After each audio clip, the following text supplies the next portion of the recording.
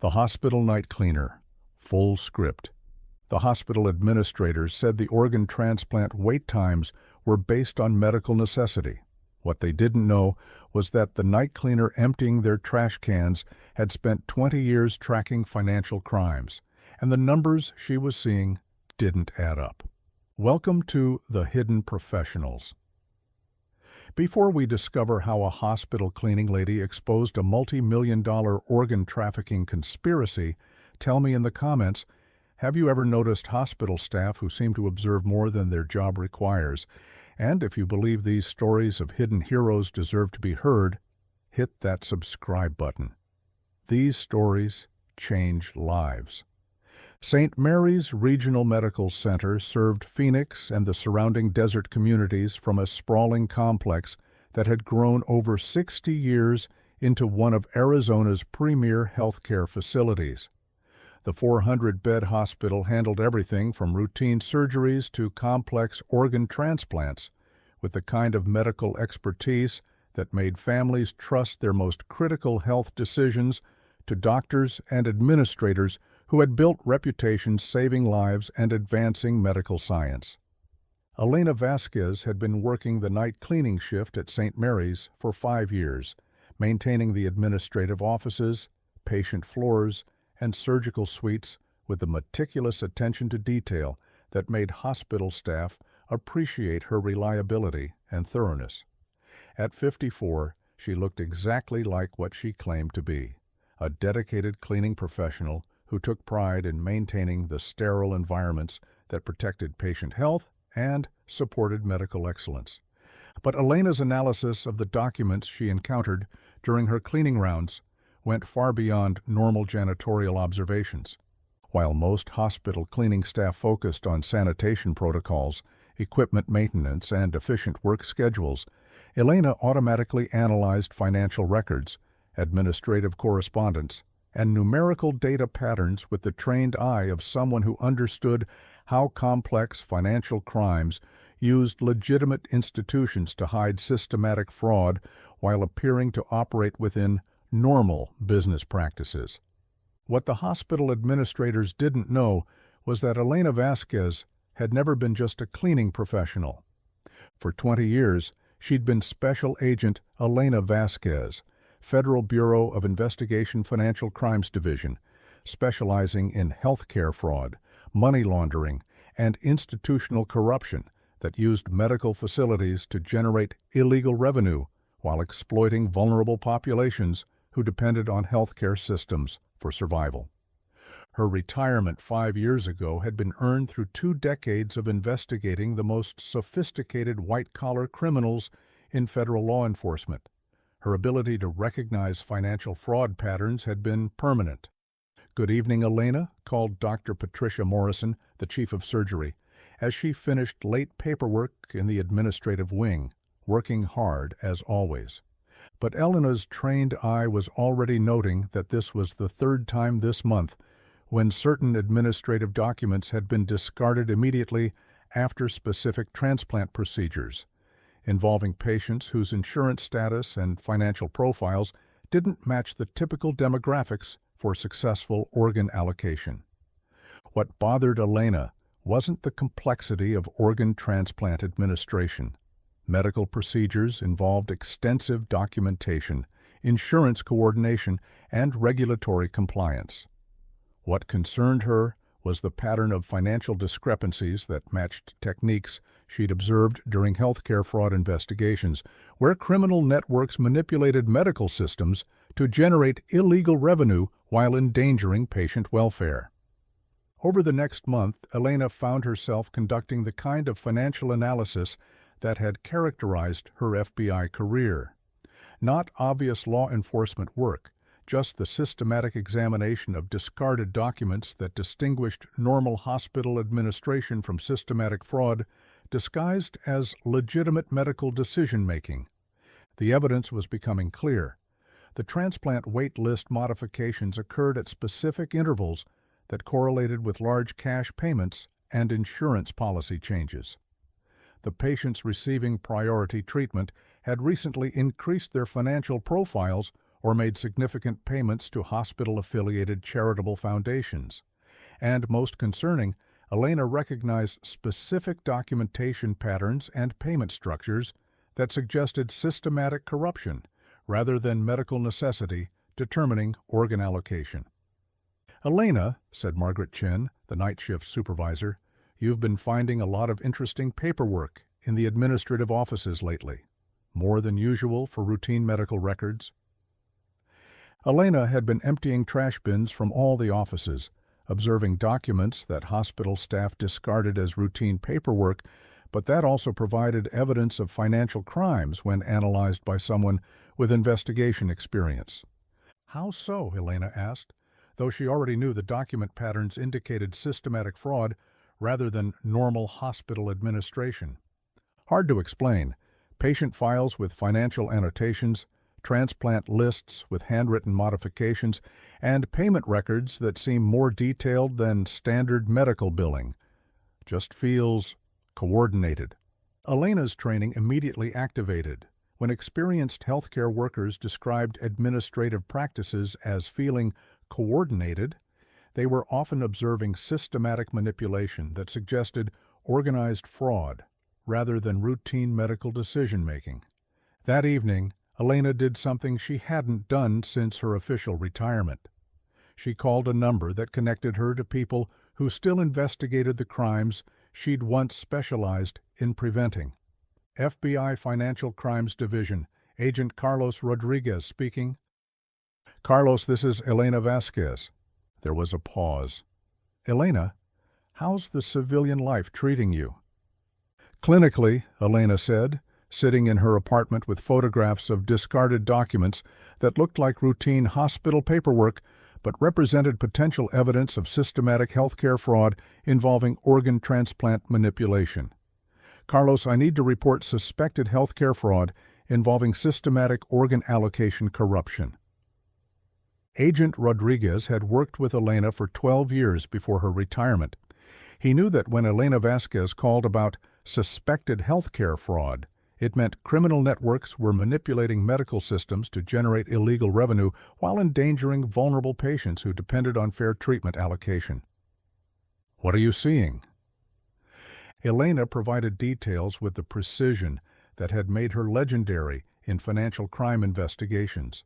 Patient demographic analysis, payment correlation patterns, wait list modification techniques, and documentation practices that suggested organized healthcare corruption rather than medical necessity determining treatment decisions. "Elena," Rodriguez said after she finished, "will coordinate with healthcare fraud and organized crime units. Can you maintain normal cleaning operations while we develop the investigation?" "Affirmative," Elena said, "but they're accelerating the patient processing. Based on the payment timing and list modifications, they're planning expanded operations before federal investigators can identify the systematic manipulation." What happened next was 20 years of financial crimes expertise compressed into the most important cleaning shift of Elena's civilian life. She returned to St. Mary's Hospital the following evening, not just as a night cleaner maintaining hospital facilities, but as an experienced federal agent conducting financial surveillance in an environment where healthcare criminals thought their fraud operations would be attributed to normal medical administration rather than systematic corruption. Over the next 8 weeks, Elena coordinated with Agent Rodriguez's team to document comprehensive healthcare fraud involving organ transplant manipulation, systematic waitlist corruption, and coordinated payment schemes that generated over $2.8 million in illegal revenue while endangering vulnerable patients who couldn't afford to purchase medical priority. "We've arrested 6 suspects, including the chief financial officer and the transplant coordinator," Rodriguez told her during a briefing at the hospital after the operation concluded. The corruption network was systematically manipulating organ allocation lists to prioritize patients who made significant payments to hospital-affiliated foundations, while legitimate patients died waiting for organs that were sold to the highest bidders. "Patient safety impact?" Elena asked. The systematic corruption had affected 47 patients over 18 months, with at least 12 deaths directly attributed to delayed organ allocation, while paying customers received priority treatment regardless of medical necessity or waitlist position. The investigation revealed that the healthcare fraud network had been operating for over 2 years, systematically using St. Mary's organ transplant program to generate illegal revenue, while manipulating federal allocation systems and endangering vulnerable populations who depended on fair medical treatment rather than ability to pay for life-saving procedures. Local news covered the story as a major healthcare fraud bust by federal authorities, with no mention of the night cleaner who had recognized the corruption patterns or the financial crimes, veteran who had provided the expertise that protected both vulnerable patients and the integrity of organ donation systems from criminals who used medical facilities as revenue generation centers. A few weeks later, the Department of Health and Human Services approached Elena about developing enhanced fraud detection protocols for hospital administrative oversight. Ms. Vasquez, said HHS Inspector General Patricia Williams, "We understand you have extensive experience in hospital operations and financial record analysis?" Elena looked around St. Mary's Hospital, where patients could receive medical treatment, knowing that organ allocation was based on medical necessity rather than financial status, where families could trust that transplant wait lists reflected medical urgency rather than payment ability. "Some," she said simply, "we'd like to implement enhanced monitoring procedures for hospital financial operations to recognize fraud indicators. Would you be willing to help develop those protocols?" "Of course," Elena replied. "Protecting patients from healthcare fraud requires recognizing when medical systems are being manipulated for financial gain rather than serving medical necessity, especially when life-saving treatments are involved." What the HHS Inspector General didn't know was that she'd just asked one of the FBI's most experienced healthcare fraud investigators to design detection systems for protecting medical facilities from exactly the kind of systematic corruption Elena had spent her career investigating and prosecuting. Elena never told the hospital staff about her FBI background or the healthcare fraud networks she'd dismantled. She never mentioned the corruption schemes she'd prosecuted or the criminals she'd helped convict for manipulating medical systems that endangered vulnerable patients depending on fair treatment allocation. She just cleaned the hospital facilities every night, maintained the sterile environments that protected patient health, and quietly monitored financial patterns that indicated healthcare criminals were manipulating medical systems while endangering the patients who trusted hospitals to provide fair treatment based on medical necessity rather than financial status. But word spread through federal healthcare fraud circles that if anyone noticed unusual administrative patterns or suspected systematic manipulation in hospital operations, they should probably consult with the night cleaner at St. Mary's Regional Medical Center. Not officially, of course, just as a professional courtesy to someone who understood how healthcare corruption operated. Every evening from 10 p.m. to 6 a.m., Elena continued her cleaning operations. She maintained hospital facilities that protected patient health, supported medical procedures that saved lives, and monitored administrative activities with the kind of financial analysis that had kept her at the forefront of healthcare fraud investigation for 2 decades. Most evenings, the biggest challenge was maintaining sterile environments and ensuring that every area of the hospital met the sanitation standards that protected patient safety and supported medical excellence.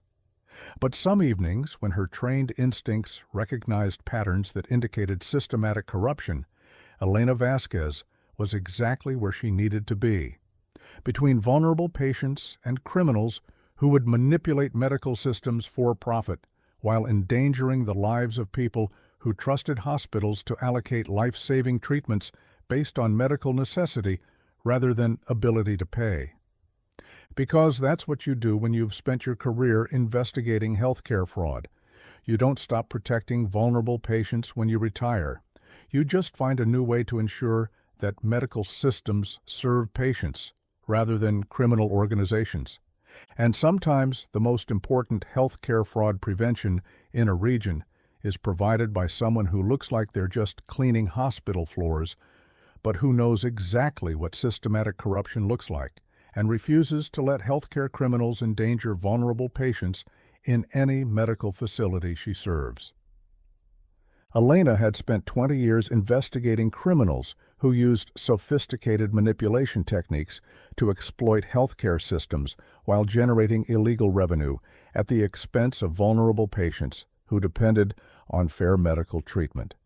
Now she spent her retirement ensuring that one hospital remained a place where patients received treatment based on medical necessity rather than financial status, where organ allocation reflected medical urgency rather than payment ability. The mission was the same. The criminals were the same. The only difference was that now, instead of investigating healthcare fraud after vulnerable patients were endangered and medical systems were corrupted, she was preventing systematic manipulation by recognizing the patterns before healthcare criminals could establish revenue generation schemes that put profit above patient welfare. And every evening, as medical professionals provided life-saving treatment in facilities dedicated to healing and patient care, Elena Vasquez worked with the eyes and experience of someone who knew the difference between legitimate medical administration and systematic healthcare fraud, ready to protect both the patients and the medical systems that depended on hospital operations remaining focused on patient care rather than providing opportunities for criminal revenue generation. So the next time you visit a hospital, remember that the person maintaining those sterile environments might have expertise far beyond cleaning and sanitation. The cleaner ensuring your facility's integrity might be the same person who spent their career investigating criminals who exploit healthcare systems while endangering vulnerable patients who depend on fair medical treatment. Have you ever met someone like Elena? Someone whose behind-the-scenes work perfectly positioned them to protect vulnerable populations using their professional expertise? Share their story in the comments below. Tell us about the quiet professionals who never stop ensuring that healthcare serves patients rather than criminal organizations. Thank you for watching The Hidden Professionals. If this story moved you, subscribe and share it with someone who believes in protecting vulnerable patients from healthcare fraud. Because the world needs more people like Elena Vasquez, professionals who understand that some protection is too important to end with retirement. Until next time, remember that guardians come in all forms. Sometimes they wear federal badges and investigate financial crimes. Sometimes they clean hospital floors and monitor administrative patterns. But they're always protecting vulnerable patients from healthcare fraud, always ensuring that medical systems serve patient welfare rather than criminal profit, always ready to recognize when hospitals are being used as weapons against vulnerable populations rather than centers for healing and medical care. And sometimes the most important healthcare fraud prevention in your community comes from someone who spent their career learning exactly how medical corruption operates and refuses to let criminals endanger vulnerable patients in any hospital she calls her workplace.